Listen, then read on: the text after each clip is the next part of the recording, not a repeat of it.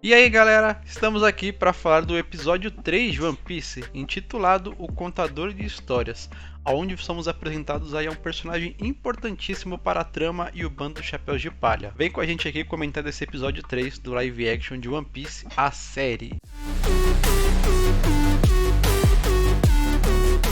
Galera, grandes expectativas aqui para análise desse episódio número 3. Mas antes, se você é novo aqui no canal, se inscreve para não perder nenhum conteúdo novo, principalmente aqui sobre a série de One Piece. Também já deixa aquele like para ajudar bastante a gente.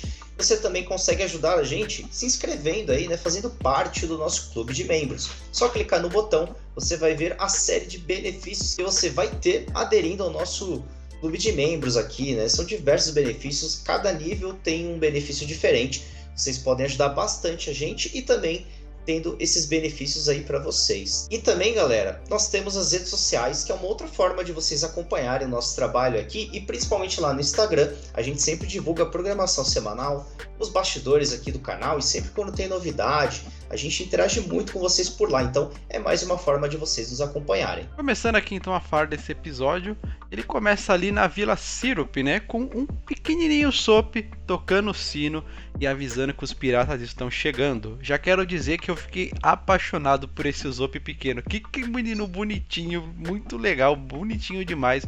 Gostei dele. E ele tá ali gritando, né, que os piratas estão chegando, os piratas estão chegando. E aí vai passando, né, com uma transição de tempo, com ele mais velho gritando e fazendo a mesma coisa. Então a gente entende que ele tem essa mania de ficar sempre mentindo, avisando de uma chegada de piratas que nunca chegam. Porque lá, quando ele fala isso pequeno, as pessoas estão assustadas, se fecham em casa, ficam com medo. Agora, quando ele já tá mais velho, ninguém bota mais fé nisso que ele fala, né? Ninguém leva ele a sério. E essa é uma história, né? Algo que foi muito inspirado e baseado, se não me engano, na história do Pedro e Lobo. Que era a mesma coisa. O menino sempre avisava que os lobos estavam vindo, né? Sempre falava isso gritando pela cidade. E aí nunca tinha lobo nenhum.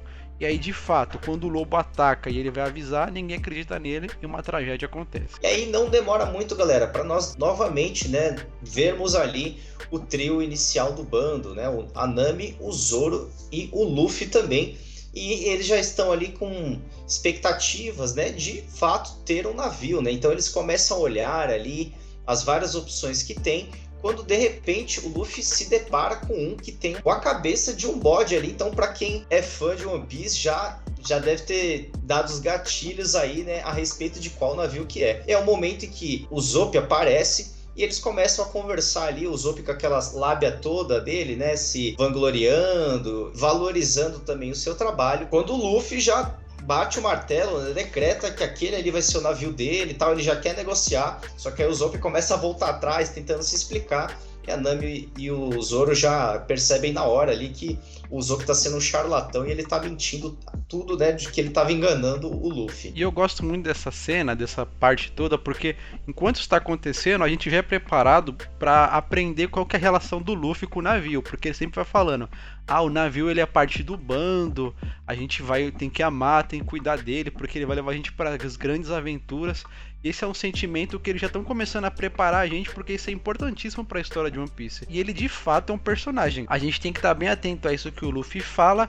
E essa cena dele vendo Mary, ela é uma cena emocionante, porque conforme ele vai chegando perto, vai sendo construída uma trilha, ele começa a falar ali, né, com Mary, e a hora que vê uma voz respondendo, ele até fala: nossa, você tá me respondendo, você fala. E não, era o Usopp, como o Gu comentou. Essa cena toda foi muito bem construída. E eu achei interessante porque o mote que leva eles a procurarem a Kai aqui e irem atrás dela é justamente o interesse pelo navio. No anime as coisas simplesmente vão acontecendo, né, até ter essa questão do navio, e aqui não. O que leva eles a conversar com a Kai é justamente negociar para ir atrás do navio. Até nisso esse Luffy do live action começa a se diferenciar um pouco do Luffy do anime. O Luffy do anime não tinha tanta essa malícia: ah, eu vou negociar, eu vou convencer ela a me dar o navio.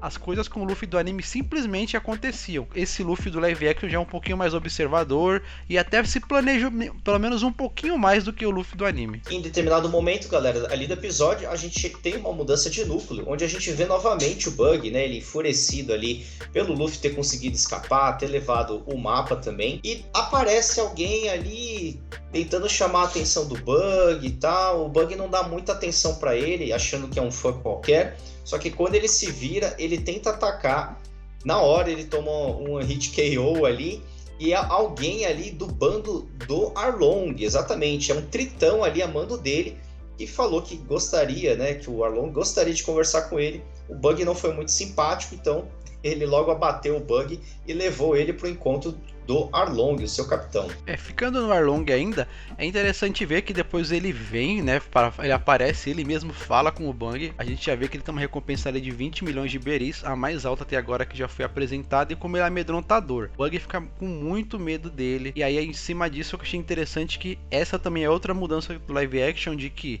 o Arlong já está sendo apresentado desde agora, né, porque o Arlong provavelmente, como a gente comentou, ele vai ser o grande vilão dessa temporada, então eles já estão começando a colocar a sementinha. No anime, no arco do East Blue, era uma saga, um vilão, e cada vez eles apresentando um vilão por saga. E aqui eles já estão se inspirando um pouco, guardadas as devidas proporções, claro, eu comparo um pouco com o universo Marvel, que a gente, por exemplo, estava tendo lá o filme dos Guardiões da Galáxia, que eles estavam enfrentando um outro vilão, mas lá no finzinho já começava a aparecer o Thanos, pra gente começar a se preparar e ser apresentado para esse grande vilão. E aqui é meio que semelhante, ele não é o vilão desse episódio, como a gente vai ver, né, e nem desse arco aí da Vila Syrup, mas como ele vai ter muito destaque no futuro, ele já vai começando a ser apresentado para preparar a gente entender que ele é a grande ameaça dessa primeira temporada. E aí, galera, a gente também tem novamente ali o núcleo principal com o bando do Luffy, todos eles indo até a mansão ali da Kaia. E eu gostaria de destacar que eu gostei bastante ali do ator que tem feito o Usopp. Ele tem umas caras e bocas muito boas, ele é muito expressivo, assim como o Usopp é mesmo, né, na versão original ali do mangá e adaptação no anime também. E como a própria atriz que tá fazendo a Kaia também, né, ela passa um semblante mesmo de uma pessoa doente, necessitada ali, e é onde a gente tem todo o desenrolar da história, e o Usopp acaba apresentando seus amigos, né, eles aproveitam ali para ter um pouquinho de roupa nova, que eles estavam precisando, um bom banho, como a Nami até gostou ali da sugestão, e também comida, né, que é algo que eu já estava na expectativa de ver como que seria a reação do Luffy ali diante de um banquete, e ali é a primeira vez que a gente consegue ver, né, o Luffy se esbanjando e principalmente comendo carne ali, que é o que ele tanto gosta. Essa questão dos personagens ali da mansão da Kaia que você comentou, vale destacar algumas coisas. Primeiro que a Kaia em si, excelente maquiagem, essa expressão de doente dela é um trabalho de maquiagem muito bem feito mesmo, essas olheiras fundas, essa cara mais pálida, então é um trabalho de maquiagem muito bom mesmo. Os personagens sendo apresentados, a gente tem tanto o mordomo como aqueles dois funcionários lá que trabalham ali, e também o Mary, que é quem cuida ali da gestão, né, da fábrica de barcos, que é da onde vem toda a grana da Kaia, e não dá pra ver que ela é muito abastada. E aí tem tudo isso que o Gu falou, eles se arrumam, tem aquele jantar, e no jantar eu queria destacar aqui o discurso do Luffy, que eu achei sensacional, quando ele começa a falar das motivações dele ser um pirata, que ele vai ser o rei, ele começa a andar em cima da mesa, ele fala com a Kaia. Realmente o Luffy é alguém que cativa as pessoas. Na simplicidade, no jeito dele, ele já ganhou e cativou a Kaia ali. E também é muito engraçado que ele começa a falar, né? A Kaia pergunta, vocês são marinheiros? Ele, não, eu sou um pirata. tipo, tipo, todo mundo fala, a casa caiu, né?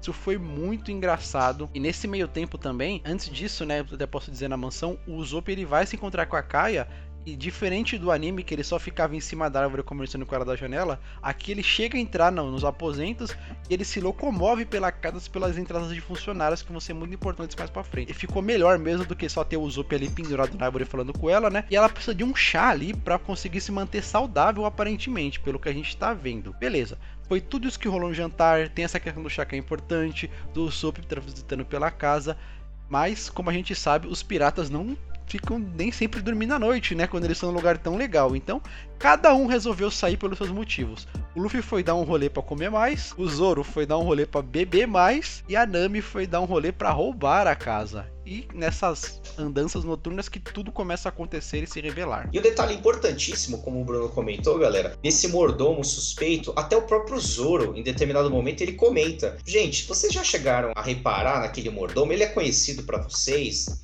Ele fica com aquilo, né, aquela pulguinha atrás da orelha, e de fato ele teve razão, porque em determinado momento ali é onde o Mary tá conversando com ele e ele acaba sendo, né, apunhalado pelas costas, e aí a gente vê a habilidade ali do Kuro, né? Então a gente tem um desfecho ali, um final, né, do Mary bem melancólico e triste, que ele acaba morrendo ali nas mãos do pirata disfarçado. Nossa, eu achei corajoso demais. Eu ali fiquei muito impactado porque eu vou trazer mais uma diferença aqui porque é a nossa comparação.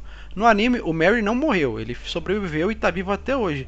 E aqui, por um desfecho dramático, eles tiveram a audácia, a coragem de matar ele. E eu achei interessante porque, conforme a gente vai ver aqui nas análises, foi importante para o desenvolvimento da história, faz sentido ele não ter sobrevivido, principalmente que qual que era o plano do Kuro. A Kaia estava para completar 18 anos naquela noite, e com ela fazendo 18 anos, ela já tinha poder legal para passar para quem ela quisesse os bens da propriedade dela, da construção de navio, que era de onde vinha a grana. E o Merry era a pessoa que cuidava disso enquanto a Kaia não fosse de maior, então ele que poderia impedir, né, o Kuro de conseguir isso. De alguma forma o Kuro enganou a Kaia, talvez tenha feito ela até já passar esses papéis. Ele tinha que eliminar o Merry pro plano dar certo, faz todo sentido. E o Usopp foi quem viu tudo isso. E aí ele começa, né, a querer avisar que os piratas estão vindo, ele vai pra vila avisar, mas ninguém acredita nele justamente pela fama de mentiroso. E aí tem o corte de novo dele criança, numa dessas andanças dele avisar que os piratas estão vendo essa mentira, ele é pego e é levado de volta para casa e a mãe dá uma bronca nele. E aí até o momento mesmo que ele se depara ali com a sua mãe e ela já está bem debilitada, tá de cama e infelizmente a mãe do Usopp acaba morrendo, né? É interessante, galera, até reparando, né, naquela introdução que a gente teve do flashback no começo do episódio, que essa era uma forma dele lembrar da mãe dele, né? Então sempre quando ele vinha tocar o sino, falando que os piratas estão vindo, esse foi um hábito que ele acabou mantendo após adulto, justamente para conseguir lembrar da sua falecida mãe. E uma outra informação, né, galera, também que vale a gente destacar aqui também, é que o pai do Usopp sempre foi ausente, né? Então ele passou por todo esse momento ali, né, de luto sozinho e acabou ficando sozinho depois que a sua mãe morreu. O pai do Usopp era justamente o Yasopp, que é o atirador do bando do Shanks.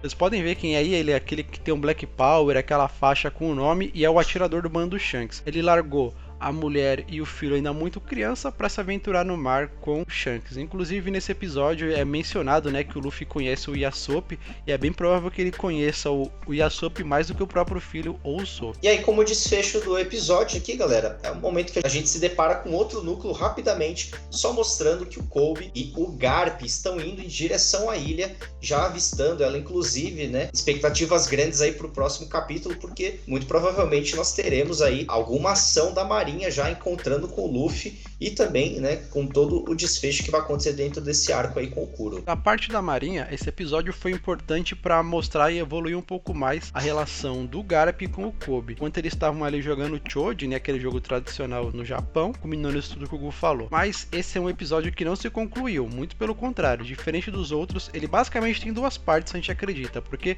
é no episódio 4 que a gente vai ter mais um desfecho e vocês vão ver aqui no canal o review do episódio 4. Se vocês estão vendo o vídeo no futuro, ele já tá aqui, é só clicar na playlist que tá na descrição e ir lá pro review do episódio 4, que lá vai ter tudinho explicado a nossa análise. Não se esqueça de se inscrever no canal, deixar aquele likezão para fortalecer a gente e até o próximo vídeo, galera. Valeu, pessoal!